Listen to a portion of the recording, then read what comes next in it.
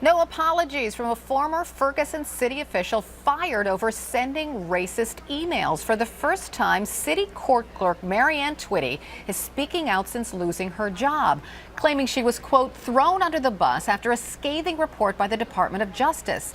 Asked whether she thought those racist jokes were funny, here's what Twitty told CNN affiliate KMOV. Funny as in humor-wise? Humor-wise, yes. Not because it was racist or biased, no. Just funny joke-wise. I feel bad because that's not, I don't want people to look at me and say, well, she sent those racist jokes out because she's racist or biased. And I'm not. I'm human. I meant nothing bad by it. Twitty claims she was used as a sacrificial lamb and says Ferguson employees made racist jokes all the time. Many have already compared the latest police shooting in South Carolina to the killing of unarmed Ferguson teenager Michael Brown. As you know, Brown's death sparking months of unrest and protests across the country. So let's talk about this and more. Let's bring in CNN commentator LZ Granderson. I'm also joined by CNN political commentator and host of HuffPost Live, Marc Lamont Hill. Welcome to both of you. Thanks for coming back. Morning. Morning. So as I was listening to Ms. Twitty, I thought to myself, seriously? She doesn't understand how that could be offensive? Marc, you want to take that on? Well, I was sort of stunned by it. She said, I thought it was funny, just not racist funny, just ha-ha funny. And I think in her mind that makes sense. I think that she's able to sort of disconnect her own feelings around black people from her everyday practice. And I think that's a problem that we see with many people. People may say racist things, they may laugh at racist things, they may have racist biases and prejudices, but they still don't see themselves as racist. They're able to separate those things. That's what's dangerous. It's not the person who's the foaming at the mouth racist who I'm worried about sometimes. It's the person who often doesn't think they're racist. Sometimes it's the white liberal who's the scariest. You're right about that, sadly. You know, these emails were so racist and so unpleasant that we can't show most of them, LZ. But one of them, and I'll describe it for our viewers just so they can understand what we're talking about. One of them showed a picture of President Reagan holding a little baby monkey, and then the caption underneath read, President Obama in 1962. That's not funny. Not even ha-ha funny. No, it's not funny. And it's part of the things that really made me upset initially about Ferguson, in addition to obviously the death of Michael Brown, was the fact that the mayor got in front of a television camera and said that there was no racial tension in Ferguson. And this is also the same mayor, believe it or not, who worked in that police department at one point. And so he not only knew the tensions in the city that he grew up in, but he also knew specifically what was going on in the police department. And so for him to go in front of a camera and say there's no racial tension was just absolutely incredible to me. And then obviously now you have this woman here saying, well, we made racist jokes all the time. And you just sort of like going, well, was the mayor living in a bubble? Or is he just lying to the American people, trying to deflect the true image of what Ferguson is?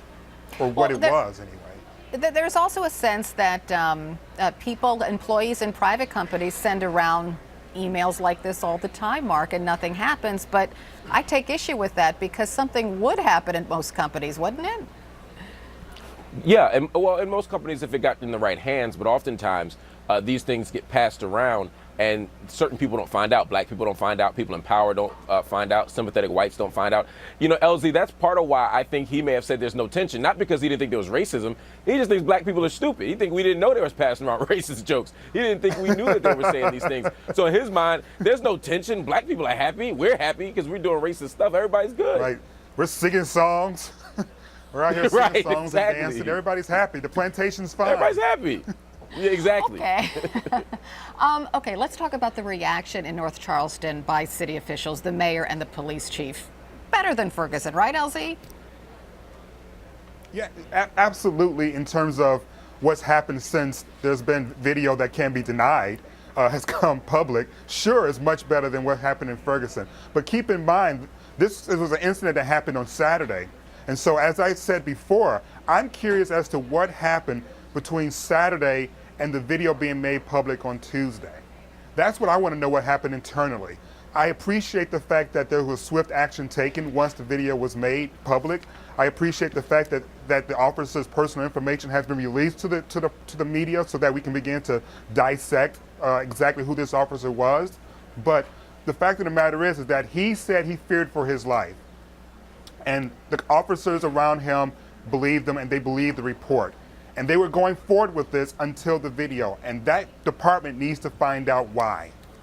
Well, other public officials want to find out why, too, because the governor, Nikki Haley, came out and said justice will be served. Senator Tim Scott said he will be monitoring the situation very closely. He had very, very strong words. So I would take it that South Carolina is serious about getting to the bottom of this, Mark. They're serious at getting to the bottom of this, but this, again, is low-hanging fruit. I can't applaud them. I'm glad they're doing the right thing. But I think we have such a low legal and moral and ethical bar in this nation if we're sitting around applauding people for arresting an officer who was caught on tape murdering somebody, and we're saying, oh, we'll probably get a guilty verdict here. I mean, the fact that we need a videotape and literally a smoking gun on tape to get a guilty verdict also says something about how low our bar is and how unpersuasive and unimportant black witness is when these things happen, because black witness says that this stuff happens every day. Black witness says that not that people get murdered every day, but that police behave inappropriately on a regular basis. And as a result, we need tape in order to prove it. That's a problem for me. So the bigger picture for me is not just what they do right now in this individual case, but how we can stop black people from dying beforehand, how we can install mechanisms of justice so that police don't move with impunity when these types of things happen. That for me is important. So yes, great job South Carolina, arresting a guy caught on tape murdering somebody, but let's see what we can do beyond that. All right, Marc, Lamont Hill, LZ Granderson, thanks as always. I appreciate it. Pleasure. Still to come.